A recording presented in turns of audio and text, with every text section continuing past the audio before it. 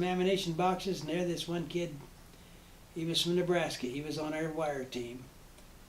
And he had passed by when I was knocked out, and he thought I was dead. Because I looked dead, because I was out like a rock. And he said, "Whip!" And he looked kind of ghostly, and he just said, "How in the world are you come back alive again? I thought you were dead." And I said, "Nope, I'm here." And I walked on up around there, and pretty quick Captain Austin, just a little few seconds, Captain Austin come around these ammunition boxes, and he saw me, and he, "Welcome, Whip." No, was I relieved. Sure. And alive. I just was so happy to see he wasn't thinking I just delivered it, because he didn't know how I got permission to come back ashore or anything else, because I didn't. So what day is this that you re-land? Is it day 3? No, it was it had to be day, I don't know, it must have been day 3, because day 4 is when the flag was raised. And I run the switchboard that first day I was in there. We had it all sandbagged around, and we had a switchboard back there that was connected with each one of the gun batteries, and with each one of the commanding officers, the infantry and the forward observer teams. And they would, one to the guns and one to the For observers. fire direction center, which these guys had the slide rules and Right. see what was going to, where to shoot, and then they'd get the message over to the gun and tell where to set their gun sights or whatever. And so I ran that thing and just sat down there and I remember going about 55 hours without sleep. Oh, was I a tired baby. Mm.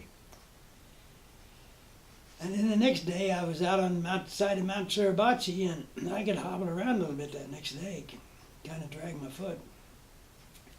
I was in my foxhole down on the north side of Mount Suribachi, kind of.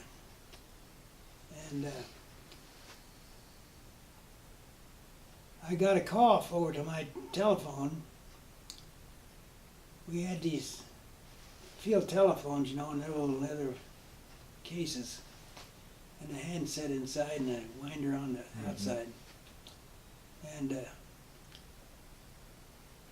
I got a call from one of the guys going up the hill, their telephone guy going up the hill with the flag.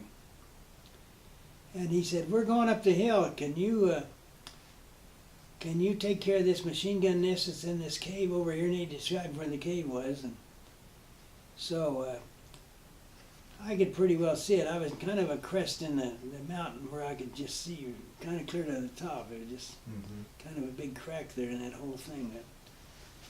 And he kind of, by the phone, pointed out to me in which I thought it was, and I tried to validate it with a couple other things I saw there. We were pretty sure that was the right one, so I sent this back to the Fire Direction Center, and then I gave them when we would get in place, why we would have a map, and the Fire Direction Center would have a map, and it would maybe be in an old pillbox that had been disbanded or something. And we would pick out something that was on both maps that was the same thing. And when we got in place, we'd just tell them, and then they'd fire off a shot to this, whatever the target was we picked out there. And they would, we would take, when that shell hits in, we would say 3 millimeters to the left and 2 millimeters down. And that would be what we'd do to hit that target. Right. Once we hit that target, that was our base point. Everything else is measured from there. Mm-hmm. So I called back and said so many millimeters to the left or right or whatever it was, and to this cave, and from that base point. And after a couple shells, man, he had it, and that guy said, "Boy, you guys got these guys scattered all over the hillside. Now we can move out." So I just shot the breeze with him as he went up. we just, how things going, what are you Right. seeing? Tell me what you're running into there. And he was just talking to me going up, and he said, we're almost to the top. He said, we're looking for a pipe to put the flag on.